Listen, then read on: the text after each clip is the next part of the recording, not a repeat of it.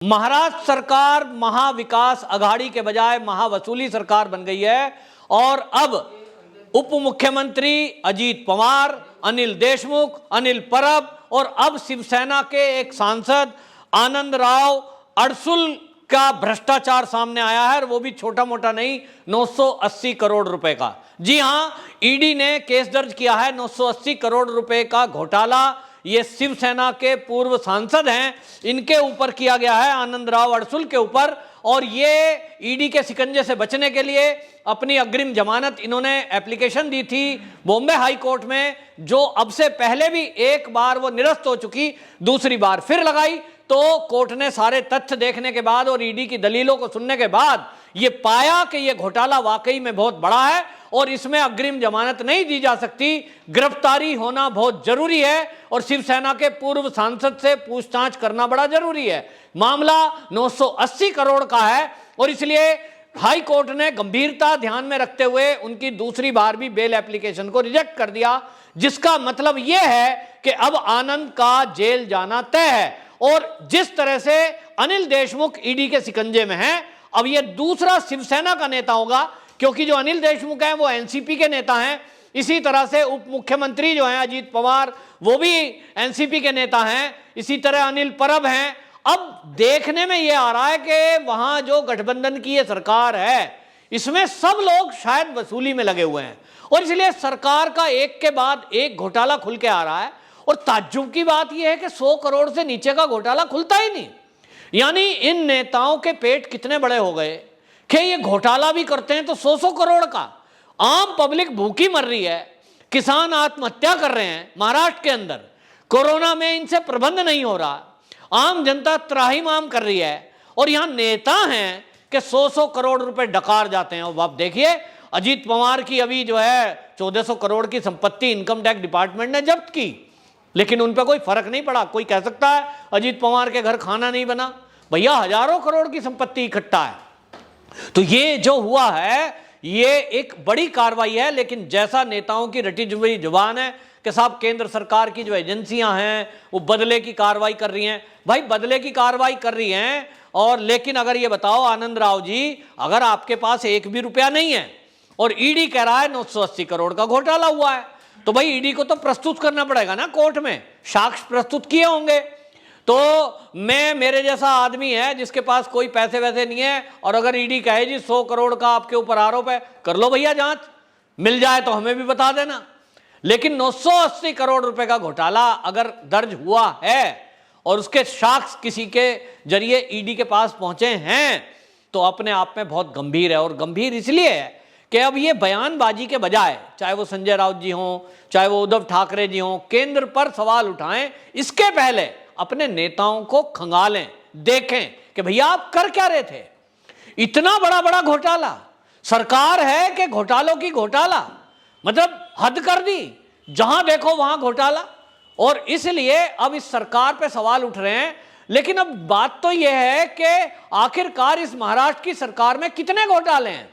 100 करोड़ उगाही का मामला अनिल देशमुख का अभी ठंडा नहीं हुआ, केस चल रहा है, लेकिन वहां देखने में यह आया कि जिसने आरोप लगाए पूर्व मुंबई कमिश्नर परमवीर सिंह, वो उसको पकड़ने के लिए महाराष्ट्र की सरकार ने एक तो सस्पेंड कर दिया, ऊपर से केस दर्ज है और कहते हैं कि साहब ये तो बहुत खराब आदमी है। एक तरफ जब वो आपके लिए बैटिंग कर रहा था, तब तो परमवीर सिंह के तारीफ में संजय राउत जी सामना के जरिए तारीफ के पुल बांध रहे थे, बहुत बढ़िया आदमी है, बहुत अच्छा काम कर रहा है, क्योंकि उस टाइम वो शायद किसी के इशारे पर अर्नब गोस्वामी के खिलाफ कार्रवाई हो रही थी, रिपब्लिक चैनल को बंद करने की कार्रवाई हो रही थी। तो इसका मतलब यह हुआ कि शिवसेना की सरकार किन्हीं एक चैनलों को आगे बढ़ाने के लिए वो आपकी वाहवाही करें, तारीफ करें, इसलिए आगे बढ़ाओगे, और जो आपसे सवाल पूछे उसको आप जेल में डाल दोगे, उस चैनल को आप बंद करने की धमकी दोगे। नवाब मलिक जी ने तो सीधी खुली धमकी दी थी, जिसका स्टिंग हुआ कि अब जो है ये रिपब्लिक तो चैनल बंद हो जाएगा और अर्नब गोस्वामी तो आत्महत्या कर लेगा। मतलब एक बड़ा सवाल है कि आखिरकार महाराष्ट्र के अंदर आत्महत्याएं ज्यादा क्यों होती हैं। सुशांत सिंह राजपूत हुआ तो आत्महत्या बताई गई, दिशा सालियान हुआ आत्महत्या बताई गई, और जितने एक्टर एक्ट्रेस हैं देख लो कितनी आत्महत्याएं होती हैं। आंकड़ा उठाओ अगर सरकारी अस्पताल का, तो आपको पता लगेगा कि सबसे ज्यादा रिकॉर्ड अगर किसी राज्य में आत्महत्याएं हुई हैं तो वो राज्य है महाराष्ट्र। आखिरकार, और महाराष्ट्र में भी मुंबई, आपको बताऊं मुंबई, क्योंकि वहां नए नए लोग हीरो हीरोइन बनने की चाह में, फिल्म इंडस्ट्री में काम लेने की चाह में जाते हैं, सपने दिखाए जाते हैं, किसी से ड्रग सप्लाई करा दी जाती है, किसी को ड्रग की लत में लगा दिया जाता है, कोई गलत धंधे में लग जाता है, क्योंकि सबको तो फिल्मों में काम मिलता नहीं। कंगना रनौत ने पहले ही बताया कि नेपोटिज्म किस तरह का है। लेकिन उस टाइम हमने देखा कि जब सुशांत सिंह राजपूत की मौत को लेकर सवाल उठाए जा रहे थे, बजाय उन प्रश्नों का उत्तर देने के जो खड़े हुए नेपोटिज्म को लेकर, नशाखोरी को लेकर, उल्टा घेरा गया उन लोगों को जो सवाल उठा रहे थे। संजय राउत जी जैसे नेताओं ने कहा कि फिल्म इंडस्ट्री को बदनाम किया जा रहा है, ये तो गंगा की तरह पवित्र है। वो गंगा की तरह पवित्र जो जिसको बता रहे थे, उसके अंदर से ही आर्यन खान निकला और ड्रग निकली, और कितने ही सारे अभी तक बॉलीवुड के लोग जेल की सलाखों के पीछे हैं जिनके संबंध बॉलीवुड से थे। तो गंगा की तरह पवित्र का सर्टिफिकेट देने वाले नेता अब क्या बोल रहे हैं? कह रहे हैं 2 ग्राम 5 ग्राम पकड़ी जा रही है। तो अभी पिछले दिनों एनसीबी ने एक फैक्ट्री पकड़ी है बाकायदा ड्रग बनाने की, और इसलिए यह कहना मतलब केवल और केवल बैटिंग करना है। एनसीबी पर सवाल उठाने के लिए एक मंत्री सामने आ जाते हैं, डेली प्रेस कॉन्फ्रेंस करते हैं। तो नवाब मलिक जी को क्या इसी तरह के लिए रखा गया है कि जो भी महाराष्ट्र सरकार के ऊपर सवाल उठाए उसके खिलाफ साजिश करने का काम नवाब मलिक जी का है, उसके खिलाफ प्रेस कॉन्फ्रेंस करने का काम नवाब मलिक जी का है? क्या यह जिम्मेदारी दी हुई है? अल्पसंख्यक कल्याण मंत्री को यही जिम्मेदारी मिली हुई है? अगर वो अपने मंत्रियों पे बोलें, क्या नवाब मलिक जी सफाई देंगे? इसके अलावा कि केंद्र का षड्यंत्र है, ये रटा हुआ शब्द ना बोलें, लेकिन क्या वो सफाई देंगे कि अनिल देशमुख जी से उन्होंने इस्तीफा क्यों लिया? यदि वो जान रहे थे कि ये केंद्र की साजिश है तो आपने इस्तीफा क्यों लिया? उनको बने रहने देते, जांच चलने देते। फिर क्या आप ये कहेंगे कि अजीत पवार जी कोई उनका दोष नहीं है? ये जो प्रॉपर्टी कहां से लाया इनकम टैक्स डिपार्टमेंट, कहां से प्रस्तुत की गई? अपनी तरफ से ले आया क्या इनकम टैक्स डिपार्टमेंट उसको? तो भैया ऐसा नहीं है। लेकिन महाराष्ट्र की सरकार में जिस तरह के घपले घोटाले खुलते जा रहे हैं, और अब आपको बता दूं, ये जो कोऑपरेटिव बैंक से संबंधित घोटाला खुला है 980 करोड़ रुपए का, जिसमें पूर्व शिवसेना के सांसद आनंद राव अब जेल में जाने वाले हैं, तो अब इस पर एक सवाल उठ रहा है कि आखिरकार इस तरह के घपले घोटालेबाज महाराष्ट्र में और कितने हैं? उद्धव ठाकरे जी, आपकी सरकार में, आपकी नाक के नीचे आपके जो नेता हैं, इस तरह से जनता की सेवा के लिए जिनको चुनकर भेजा था, वो सेवा करने के बजाय अपनी प्रॉपर्टी बनाने में लगे हैं। तो इसका असर आने वाले चुनाव पे पड़ेगा। जो अभी चुनाव आ रहा है, इसको लेकर जिस तरह से ममता बनर्जी को बुलाया जा रहा है, ये दिखाई दे रहा है कि लगने लगा है महाराष्ट्र में एनसीपी तो कम से कम ये लग रहा है, उसको लगता है कि मुस्लिम वोटों को लेने के लिए, ध्रुवीकरण करने के लिए अब उनके पास कोई मुद्दा नहीं है, तो रोहिंग्याओं की रहनुमा, बांग्लादेशी घुसपैठियों की रहनुमा कहलाने वाली ममता दीदी को बुला करके महाराष्ट्र में समझौते कर रहे हैं। एक दूसरे के बेटों को लॉन्च किया जा रहा है। मकसद बीएमसी का चुनाव।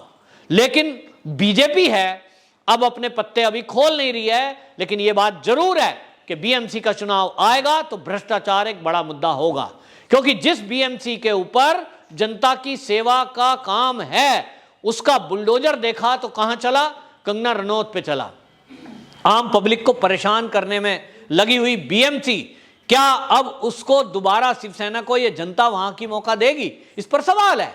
लेकिन जिस तरह के घपले घोटाले खुले हैं, इन घपले घोटाले में तो इतना माना जा रहा है निश्चित रूप से कि ये वाकई में अब शिवसेना की सरकार वहां दोबारा आनी नहीं, ना तो राज्य में आएगी और बीएमसी में तो आएगी ही नहीं। क्योंकि मुंबई में लोगों ने देखा है बरसात के अंदर जिस तरह के कारनामे हुए, जिस तरह की कुव्यवस्थाएं हॉस्पिटल में हुई, जिस तरह से कोविड के वैक्सीन को लेकर जो हुआ है, पूरे देश में बड़ी शालीनता से बड़े सिस्टम के तहत वैक्सीनेशन प्रोग्राम हुआ, वहीं हमने महाराष्ट्र के अंदर देखा कि जो बीएमसी के अंडर आने वाले हॉस्पिटल थे, 1-1 किलोमीटर लंबी लाइन हमने बुजुर्गों को वहां देखा धूप में खड़े हुए। तो लोग इस बात को याद रख रहे हैं कि जो व्यवस्थाएं इनको करनी थी उसको कर नहीं रहे, केवल और केवल एक सूत्री कार्यक्रम चल रहा है, महाविकास वसूली। बस विकास करो अपना, नेता लोग विकास में लगे हैं, जनता से वसूली करने में कुछ लोग लगे हैं और प्रॉपर्टी कमा रहे हैं। पैसा बना रहे हैं, उनको लगता है कि दोबारा तो सत्ता में आएंगे नहीं, जिस तरह के काम और कारनामे कर रहे हैं उसमें कोई उनको चाहता है नहीं। हाँ, ये बात अलग है, अभी सत्ता में बैठे हैं इसलिए कोई खुलकर नहीं बोलता है, क्योंकि शिवसैनिक अगर कोई सोशल मीडिया पे भी एक ट्वीट कर दे, कोई एक पोस्ट डाल दे, तो उसको पीटने के लिए घर पहुंच जाते हैं। ये महाराष्ट्र की जनता, मुंबई की जनता अच्छी तरह जानती है। लेकिन जनता का मूड अब आने वाले चुनाव में क्लियर होगा, जहां शिवसेना को कोई पसंद नहीं कर रहा। वंदे मातरम।